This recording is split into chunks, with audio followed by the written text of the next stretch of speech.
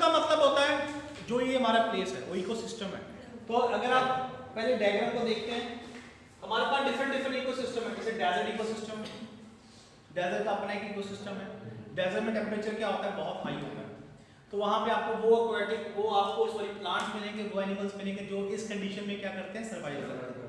तो डेजर्ट का एक अपना फूड चेन है, डेजर्ट का अपना क्या है, अलग फूड चेन है, तो उसको बोलते हैं डेजर्ट इकोसिस्टम। क्या बोलते हैं, डेजर्ट इकोसिस्टम। अगर आप देखते हैं कोरल रीफ की एग्जांपल देते हैं, एक्वाटिक की बात करते हैं, एक्वाटिक का एक अपना इकोसिस्टम है, सब एक्वाटिक एनिमल्स, एक्वाटिक प्लांट्स, फिर एक्वाटिक आपके पास जो प्रोड्यूसर है वो सब, इसका एक अलग क्या है, फूड चेन है।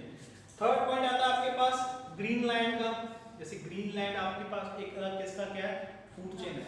तो ये सब आपके पास टुकड़ा जैसे ये है, तो ये डिफरेंट इकोसिस्टम हमारे पास, डिफरेंट क्या है हमारे पास, कम्युनिटीज हैं। तो डिफरेंट कम्युनिटी में अलग अलग क्या करेगा, सर्वाइव करेगा, एनिमल सर्वाइव करेगा, जो वहां पे अडेप्ट कर सकता है अपने आप को वही सर्वाइव करेगा, और उसी ऑर्गेनिज्म की क्या चलेगी, फूड चेन चलेगी। तो ये डिफरेंट इकोसिस्टम को हम क्या बोलते हैं, इकोसिस्टम डाइवर्सिटी। क्या बोलते हैं, इकोसिस्टम डाइवर्सिटी। ठीक है, तो डिफरेंट, जैसे मान लीजिए डेजर्ट में आपका वो वाले एनिमल्स रहेंगे जो कम पानी में सर्वाइव कर सकते हैं, एक्वाटिक में कौन रहेंगे, जो ज्यादा, जिनको ज्यादा पानी चाहिए। तो जो ऑर्गेनिज्म है इकोसिस्टम के बेस पे अपने आप को क्या कर रहे हैं, अडेप्ट कर रहे हैं, और अपनी क्या चला रहे हैं, फूड चेन चला रहे हैं। तो ये डिफरेंट टाइप ऑफ इकोसिस्टम को हम क्या बोलते हैं, इकोसिस्टम डाइवर्सिटी। ठीक है, तो इसकी बात करते हैं। Ecosystem biodiversity refer to number of ecosystem found in a certain area, जैसे कि like California which include temperate forest. ठीक है, फिर डेजर्ट आ गया, फिर टेम्परेट लेक्स। तो कहने का मतलब आपके पास डिफरेंट टाइप ऑफ इकोसिस्टम क्या है, आपने आसपास देखिए आपको डिफरेंट टाइप ऑफ इकोसिस्टम क्या है, ग्रासलैंड है उसका एक अलग इकोसिस्टम है, एक्वाटिक है उसका एक अलग क्या है, इकोसिस्टम है, डेजर्ट है उसका अलग क्या है, इकोसिस्टम। तो different types of ecosystem, locations, particular area जहां पर ऑर्गेनिज्म रहते हैं, उसको उसके बेसिस पे हम क्या बोलते हैं, इकोसिस्टम डाइवर्सिटी। जैसे लैंड का, ग्रास लैंड का एक अपना फूड चेन है, एक्वाटिक का अलग फूड चेन है, डेजर्ट का एक अलग फूड चेन। तो डिफरेंट टाइप ऑफ इकोसिस्टम को हम क्या बोलते हैं, ecosystem biodiversity. The ecosystem diversity is due to diversity of richness, trophic level, and ecological process like nutrient cycling, food web, energy flow, role of dominant species, and various related biotic interaction. Such type of diversities can generate a more productive and stable ecosystem of the community of tolerating the type of stresses. ये बहुत important point है। इसका एक simple सा मतलब ये है, ये अब डेजर्ट में अलग फूड चेन होगा, एक्वाटिक में अलग फूड चेन होगा, ठीक है, ग्रासलैंड में अलग फूड चेन होगा। तो सब में ऑर्गेनिज्म का जो नंबर है या ऑर्गेनिज्म का जो हम बात करें उसकी टाइप है, सभी इकोसिस्टम में क्या होगी, डिफरेंट होगी, सभी इकोसिस्टम में क्या होगी, डिफरेंट होगी। और सब में जब ऑर्गेनिज्म का टाइप डिफरेंट है तो उसमें ऑर्गेनिज्म की जो इंटरेक्शन है एनवायरनमेंट के साथ वो भी क्या होगी, डिफरेंट होगी। तो एक सेंटर पॉइंट पे हम आते हैं। सेंटर पॉइंट ये है कि जब आपका लोकेशन चेंज होगा तो ऑर्गेनिज्म का टाइप भी चेंज होगा, जब ऑर्गेनिज्म की टाइप चेंज होगी तो ऑर्गेनिज्म का इंटरेक्शन भी क्या हो जाएगा, चेंज होगा। तो जो मिलके हमें जो हमारे पास क्या लेके आ रहा है, इकोसिस्टम बायोडाइवर्सिटी। इसमें एक पॉइंट आता है स्ट्रेस का,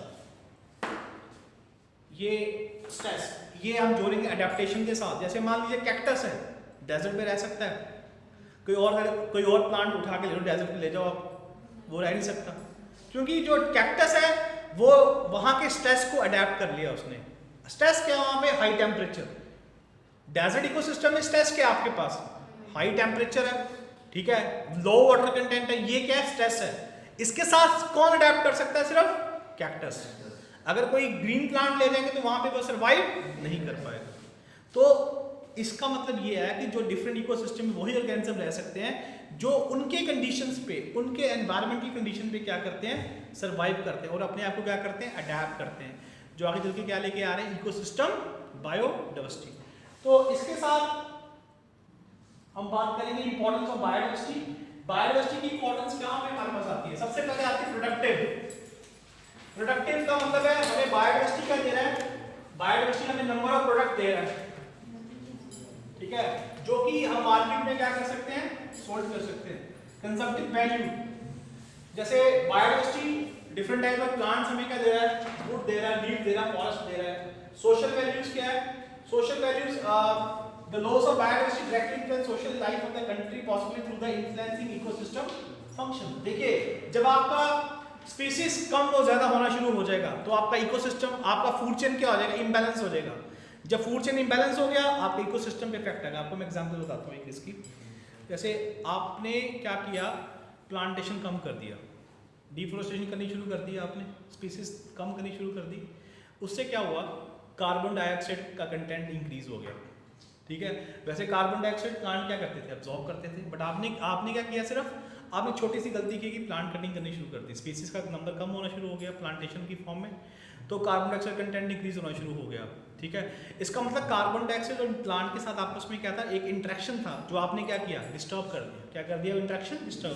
अब कार्बन डाइऑक्साइड कंटेंट एनवायरनमेंट में क्या इंक्रीज हो जाएगा, तो वो क्या करेगा, ग्लोबल वार्मिंग करेगा. क्या करेगा, ग्लोबल वार्मिंग. ग्लोबल वार्मिंग से क्या होगा, बेसिकली क्या, आइस मेल्ट हो जाएंगे तो वाटर का लेवल क्या होगा, इंक्रीज होना शुरू हो जाएगा. फ्लड्स आएंगे तो प्लांट पहले से कटे गए हैं तो वो फ्लड्स क्या करेंगे, उसका फ्लड्स का जो कंटेंट है इंक्रीज होना शुरू हो जाएगा, जिसकी वजह से बहुत ज़्यादा क्या आएगा, उसका इफेक्ट आना शुरू हो जाएगा. तो आपने गलती क्या की, सिर्फ एक आपने प्लांट और कार्बन डाइऑक्साइड के बीच के इंटरेक्शन को क्या कर दिया, आपने ब्रेक किया.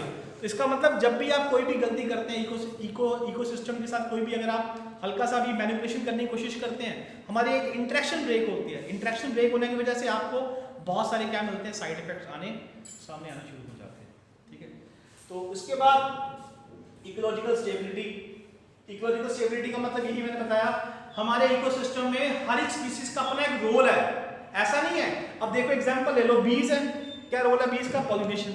जब बीज ही, अब देखिए आजकल क्या हो रहा है हमारे पास, ये बेसिकली जो नेटवर्क्स, इतने नेटवर्क्स फैल रहे हैं, इसकी जो वाइब्रेशन है इससे हमारे इंसेक्ट्स को बहुत हार्म हो रहा है. तो अब देखिए इंसेक्ट्स का जो नंबर है कम होना शुरू हो गया है, जिसकी वजह से प्लांट की जो पॉलिनेशन है वो क्या हो जाएगी, रुक जाएगी. तो प्लांट की जो रिप्रोडक्शन की, जो प्लांट की जो आपके पास स्प्रेडिंग कैपेबिलिटी थी वो क्या हो गई, कम होनी शुरू हो गई. तो ये भी एक तरह से क्या है, इनडायरेक्ट इफेक्ट है. तो इसका मतलब है इकोसिस्टम में जब आपकी स्टेबिलिटी क्या हो जाएगी, खराब होगी, तो आपका फूड चेन क्या हो जाएगा, डिस्टर्ब हो जाएगा. ठीक है, थैंक यू.